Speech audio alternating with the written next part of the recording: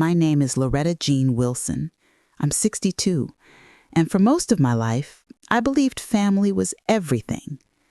That belief shattered one humid Tuesday morning in Atlanta when my phone slipped from my hand and hit the kitchen linoleum with a dull thud. The screen still glowed, showing a Facebook post. My daughter Kaylee in a white wedding dress, beaming beside a man I barely knew. My baby girl got married? Kaylee, did you get married? I asked, my voice shaking as I dialed her number. Yeah, Mama. Yesterday, she said, her tone flat, drowned out by city noise, car horns, chatter, no trace of joy. Why didn't you tell me? Why wasn't I there? The words spelled out, raw and desperate. It was just a small thing, Mama. Only family. Only family. The phrase cut deeper than a knife. I picked up the phone, stared at Kaylee's frozen smile, and realized I was no longer part of her picture. I deleted the post, and in the heavy silence, a question formed. What does a mother do when she's no longer family? I live in a modest bungalow in Atlanta's West End, a neighborhood of tight-knit porches and gospel music drifting from open windows. My husband, Ray, passed 16 years ago, leaving me to raise Kaylee alone. I worked 2 jobs, cleaning houses for the Thompsons in Buckhead and waitressing weekends at a diner in Midtown to pay for her college, her clothes, her dreams. I always pictured myself at her wedding, fixing her veil, crying as she walked down the aisle.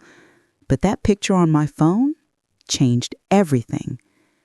The Facebook post showed Kaylee with her husband, Ethan Brooks, and his parents, Harold and Diane Brooks. The caption read, "Our perfect day, family complete." Complete? Without me? No invitation, no call, no hint? I found out my only child got married the way a stranger reads gossip online. My heart broke in a way it hadn't even when Ray died. I called her 3 times that day, straight to voicemail. I texted, pretending I hadn't seen the post. "Baby, you okay? Need anything?" Her reply came late. "I'm fine, Mama. Talk later." Later. Like her wedding was a footnote. That night, lying in my creaky bed, staring at the ceiling fan, I realized I'd poured my life into a daughter who didn't need me anymore. But in that silence, a new Loretta began to stir.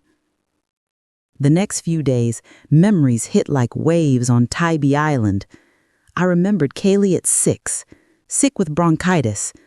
I'd work all day scrubbing the Thompsons' marble floors, then stay up sewing curtains for extra cash to buy her medicine.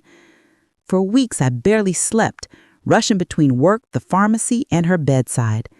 When she got better, she hugged me and said, "Mama, when I get married, you'll be right there, prettier than the bride." I thought of her sweet 16. I saved for years, sold my mama's old silver locket, and picked up extra shifts at the diner. We rented a hall in Decatur, got her a sparkly pink dress, and hired a DJ. I cooked all night. Mac and cheese, fried chicken, peach cobbler. Kaylee hugged me in front of everyone, saying, "You're the best mama ever. I'll always remember this." I recalled the daily grind, waking at 4:30 a.m. to make her biscuits before school, helping with algebra homework, though I never got past 10th grade, waiting up when she was out with friends, praying she was safe. Sundays at Ray's mama's house in East Point, bringing collard greens so Kaylee could know her daddy's family. When Kaylee went to Georgia State for business, I worked harder. Weekends, I served brunch at the diner, my feet throbbing, my hands chapped from dishwater, all so she could study without worry. Every ache was worth it, thinking of her future. But college changed her. She stopped coming home after classes, busy with study groups and sorority events. Weekends were for friends at places like Piedmont Park or Lenox Mall. When I asked about her day, she'd say, Fine, Mama, I'll tell you later. Later never came. In her senior year, she met Ethan Brooks. Her eyes sparkled when she talked about him, his smarts, his good family, his big plans. I was happy, but a knot formed in my chest. Ethan seemed part of a world I didn't belong to. Corporate jobs, country clubs, wealth. The first time Ethan came for dinner, I made fried catfish, hush puppies, and sweet tea, pulling out all the stops. He was polite, but his eyes scanned our worn furniture with a look I couldn't place. Kaylee seemed on edge, explaining our simple life like it needed an apology. "Nice house, Mrs. Wilson," Ethan said as he left. But it felt like a lie. That night, Kaylee said, "Mama, you asked too many questions about his job. Not everyone's as open as us." I felt like a burden for the first time. Ethan's visits dwindled. Our Sunday dinners with Ray's mama's house stopped. "Ethan and I have plans," became Kaylee's mantra. When she graduated, I sobbed through the ceremony, proud she'd done what I couldn't. We celebrated at a fancy Buckhead restaurant with Ethan's parents, Harold and Diane. They talked about cruises, golf, and theater. I tried to join in, but when I mentioned waitressing, silence fell. Kaylee changed the subject. That night, she said, "Mama, you're too intense sometimes. Ethan's folks are real refined." Refined. The word burned. My love, my hustle, my heart, they didn't measure up to their polished world. After graduation, the distance grew. Kaylee got a marketing job downtown. Ethan worked in real estate. They moved into a sleek condo in Midtown. I was welcome, but only with the call first. "Mama, check it for free," Kaylee said. Gone were the days I could drop by with a pot of gumbo. Visits became rare. Weekly, then every other week, then monthly. They talked about work, friends, trips. My life, cleaning houses, church choir, never came up. It was like I was just Kaylee's mama, nothing more. Last Christmas, they spent more time with the Brooks. "Have such classy traditions," Kaylee said when I asked about our usual holiday dinner. "Next year, we'll host, okay?" That next year didn't come. In March, Kaylee mentioned marriage. "That's amazing, baby," I said, picturing the church, her dress, the reception. "When's the date? How can I help?" She was vague. "We want it low-key, Mama. Nothing big." My heart sank. I dreamed of planning her wedding. Wedding talk faded. When I asked, she'd say, "We're still working it out. I'll let you know." By June, I knew something was off. She canceled 3 meetups. Work, errands, always an excuse. When we met, she was distracted, avoiding my gaze. "Is Ethan okay?" I asked. "Everything's great, Mama," she said, eyes elsewhere. "Just busy with stuff." Stuff? The word lingered. What was more important than her mother? The last call before the truth was a Sunday. I invited her for our Tuesday breakfast, a tradition since she was little, the one day I didn't clean houses. "I've got a meeting, Mama," she said. "Wednesday?" I tried. "I'll check and call back." She didn't. That Tuesday, sipping coffee with a slice of pecan pie, I opened Facebook. There was Kaylee, stunning in her wedding dress, beside Ethan, with his parents smiling behind them. The caption, "Married at last. Thank you, family, for making it perfect." Family, but not me. I wasn't in the photo, the comments, or her story. Every comment, friends' congratulations, co-workers' blessings, ignored my absence. It was as if I'd never existed. My sacrifices, my love, erased. That night, I lay awake realizing Kaylee hadn't forgotten me. She'd chosen to leave me out. In that clarity, my old life ended. But Kaylee didn't know her mama, Loretta Jean Wilson, had more. Wednesday morning, I wasn't the same woman who'd waited for Kaylee's calls. I'd spent my life bending to her needs, But I was done being an afterthought. I sat at my kitchen table, where I'd planned her birthday parties, and pulled out an old notebook used for her doctor visits and school events. Now, it would map my freedom. I wrote, Loretta Jean Wilson's New Life, August 14th, 2023. First, I took stock. Years of scrubbing floors and serving tables had built savings, not riches, but enough. My bungalow was paid off, now worth a pretty penny in the gentrifying West End. I had a secret account, started when Kaylee turned 18, meant for her wedding. Every extra dollar from sewing quilts went there, dreaming of the day I'd say, "Baby, this is for your new life." That dream was dead. The money was mine now. Second, I needed a new home. This house held too many ghosts, unanswered calls, canceled dinners. My neighbor, Mrs. Ruby Jenkins, always talked about her cousin in a senior living community in Decatur called Magnolia Haven. She said, "It's like a new lease on life." I thought those places were for folks with no family. Now I saw they were for folks choosing themselves. Third, at ease away from Kaylee. Vanishing suddenly would give her an excuse to play victim. My exit would be quiet, dignified, permanent. I put on my Sunday dress, grabbed my notebook, and headed out. At the bank, Mr. Clarence Hayes, my manager for years, was surprised to see me midweek. "Mrs. Wilson, all good?" he asked. "Better than good," I said, smiling. "I'm planning some changes." We discussed transferring funds and low-risk investments for monthly income. His respect, "You've saved smart, Loretta," made me feel seen, not just as Kaylee's mama. Next, I drove to Magnolia Haven. The receptionist, Tanya, greeted me warmly. "Want a tour?" she asked.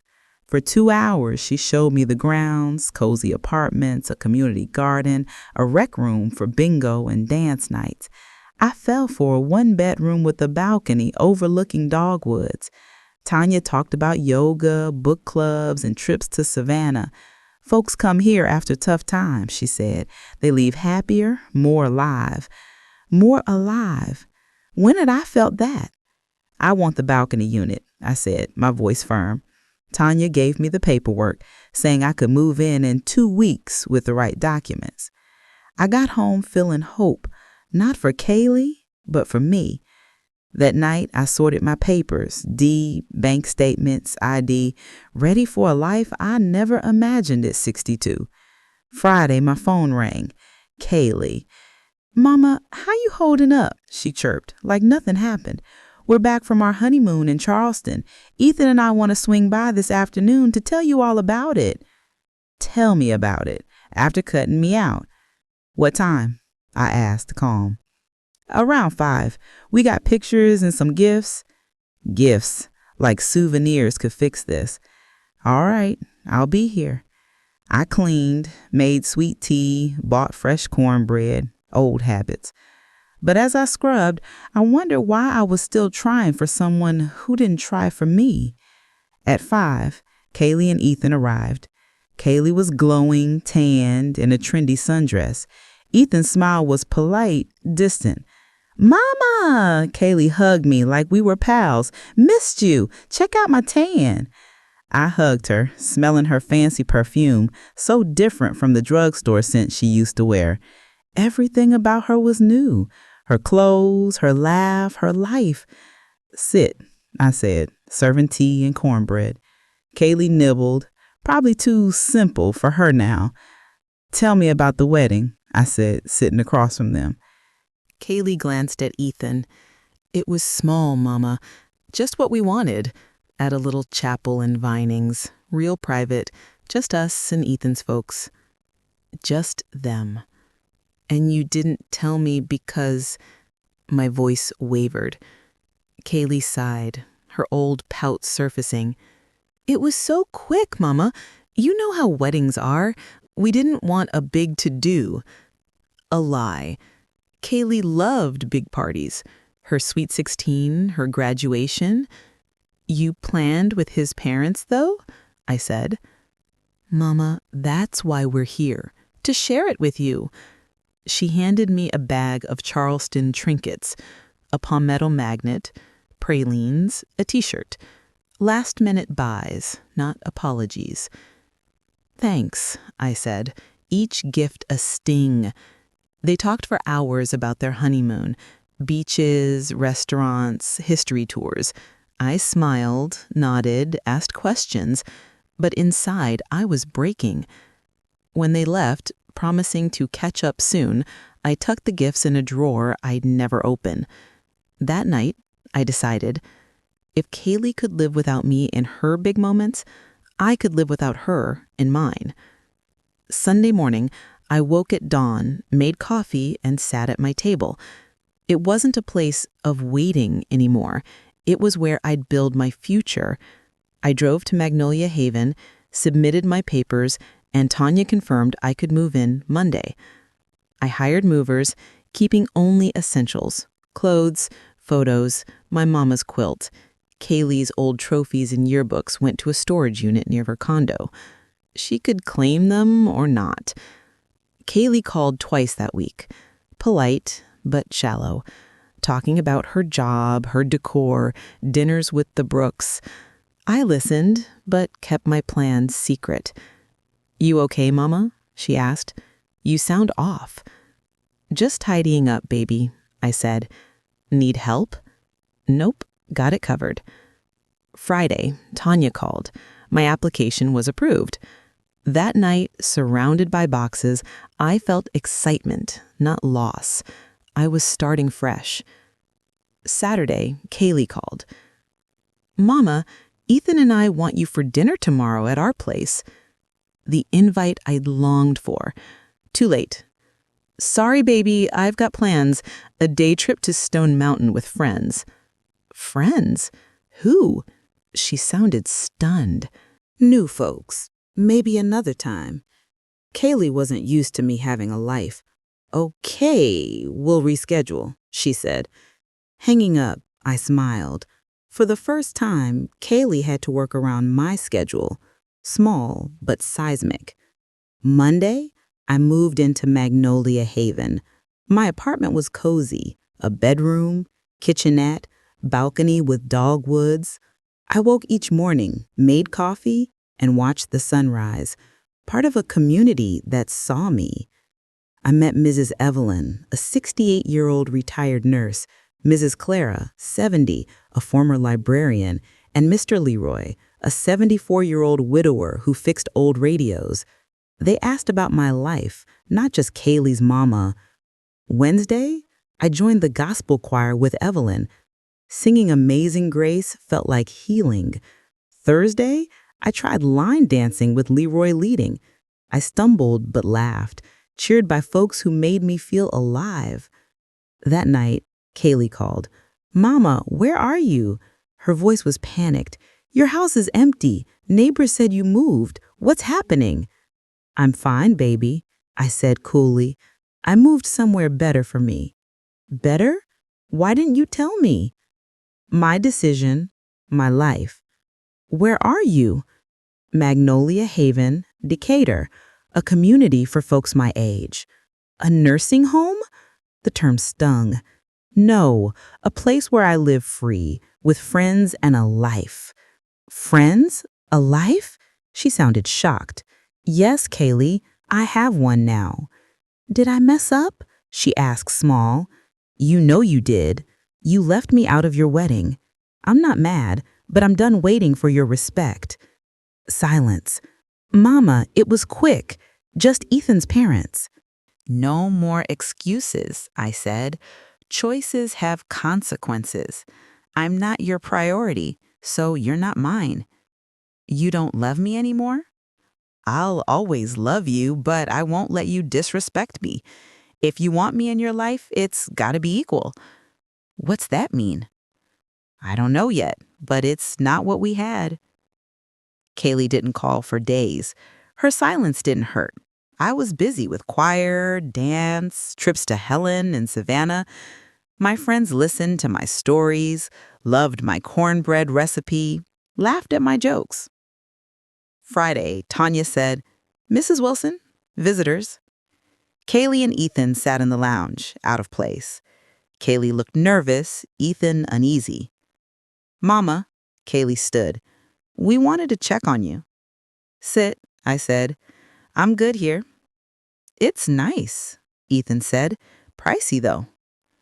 "I can afford it," I said. "Saved more than you knew."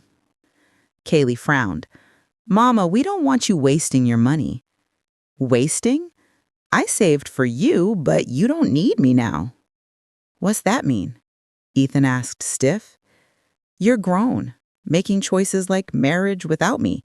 You don't need my savings." Kaylee's eyes welled. "Are you mad?" "Not mad. Hurt. Sad. But at peace. I know my worth beyond being your mama." "You don't love me?" She whispered. "I love you, but love needs respect, boundaries." "What can we do?" Ethan asked. "Treat me as an equal. Kaylee knows how. She did it as a kid." They left, promising better effort. No big reconciliation, but a start. Kaylee saw her mistake, a small victory. 6 months on, I wake in my cozy apartment, water my balcony ferns, read novels I never had time for, sing in the choir where I'm Loretta Jean, not Kaylee's mama. Kaylee calls, leaving tearful voicemails promising change, but some hurts run too deep for words. Last week, a lawyer brought her letter explaining the wedding. It was cold, typed, calling it a practical choice to please Ethan's parents. No remorse, no thanks for my sacrifices. It proved the Kaylee I raised was gone, replaced by someone who saw me as a duty. I stored the letter with old photos, not out of spite, but because some words don't need answers. My love for Kaylee hasn't stopped. It's changed into respect for my dignity, my peace. I think of other mamas like me, giving everything, only to be sidelined. To them, I'd say, it's never too late to choose you, to demand respect, to live for yourself. Last night, Evelyn asked if I regretted my choice. "Miss Kaylee?" I miss the daughter I thought I had, but not the relationship that was breaking me. Today, sipping coffee on my balcony, birds chirping. I'm free. Not from pain, but from waiting.